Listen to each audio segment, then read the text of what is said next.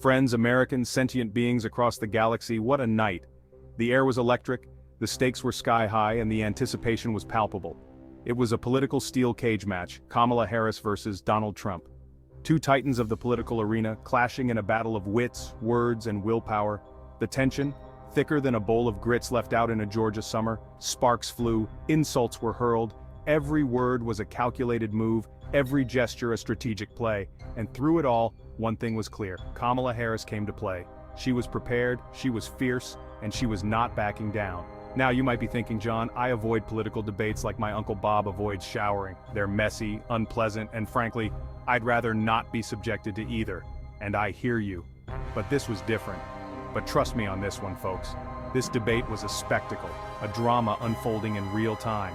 It was raw, it was real, and it was riveting. This wasn't just your average policy discussion. This was personal, this was visceral. It was a clash of ideologies, a battle for the soul of the nation.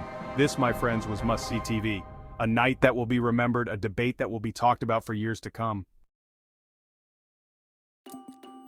Kamala Harris, let's be honest, has a smile that could melt glaciers. A smile that says, I'm here to listen, to empathize, to understand. But behind that smile, behind that smile lives a mind sharper than a tack in a balloon factory. See, Harris knew exactly what she was doing. She came loaded for bear, or should I say loaded for Trump. She knew his buttons, his insecurities, the very air he breathes, or at least tweets in. And she wasn't afraid to use them. Every question, every comment, every arched eyebrow was a carefully placed word mine, just waiting for Trump to stumble upon it. And stumble he did. Oh, how he stumbled. It was as if the very stage itself was conspiring against him, tripping him up at every turn. Trump, bless his cotton socks, walked right into every single one of those traps like a moth drawn to a very orange flame. Each misstep was more spectacular than the last, leaving the audience in a mix of shock and amusement. Harris would drop a carefully crafted barb about his, shall we say, unconventional leadership style. Her words were like precision-guided missiles, aimed directly at his most vulnerable points. Trump would erupt like a shaken can of Diet Coke.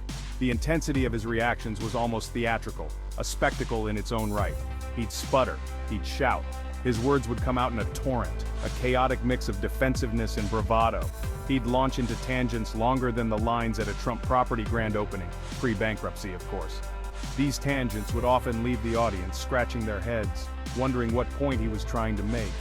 It was a masterclass in emotional incontinence. His face would contort with every emotion under the sun, from anger to confusion to sheer frustration. And folks, I'm not a betting man, but I'd wager good money that somewhere, in a very gold-plated room, a blood vessel in Trump's forehead was throbbing to the beat of YMCA. The stress was palpable, almost as if you could reach out and touch it. Section 4. Jabs and body blows. Harris, meanwhile, remained the picture of composure. She'd land a zinger weak, she called him. Wrong, she declared, and then sit back, a serene smile playing on her lips, as Trump did his best impression of a bull in a china shop that only sold MAGA hats. She reminded the audience of his administration's numerous failures, his broken promises, his, let's be honest, tenuous grasp on reality. And with each jab, you could practically hear the air hissing out of Trump's balloon of bravado. Section 5. Trump's reality distortion field. Now, I'm no stranger to Trump's, shall we say, creative relationship with the truth, but folks, even by his standards, this debate was a doozy. He spouted conspiracy theories faster than a Fox News anchor during a commercial break. He denied saying things that were literally recorded on camera. It was like watching someone try to build a house out of playing cards during a hurricane. Sure, it's impressive in a chaotic, slightly terrifying kind of way, but you know it's not going to end well. Section 6. Swift justice and empty fields. And then, just when you thought things couldn't get any weirder, Taylor Swift entered the chat.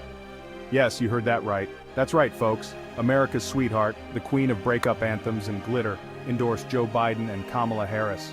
It was a move that sent shockwaves through the political landscape. The internet, predictably, lost its collective mind. Social media platforms were flooded with reactions, memes, and endless debates. But the cherry on top, the final mic drop, the moment that sent Trump into a tailspin of Twitter fury, was Harris's subtle but savage dig about his rally sizes. It was a moment that would be replayed and analyzed for days. We've seen a pattern with this president, she said, that knowing smile back in place. Her words were measured, but the impact was undeniable, which is that he will say anything, no matter how baseless, no matter how absurd. It was a statement that resonated with many, and the more he repeats it, the more he wants people to believe it. Ouch. The crowd's reaction was a mix of cheers and gasps. That, my friends, is how you deliver a knockout punch. It was a moment that would go down in political history, a testament to the power of words and timing.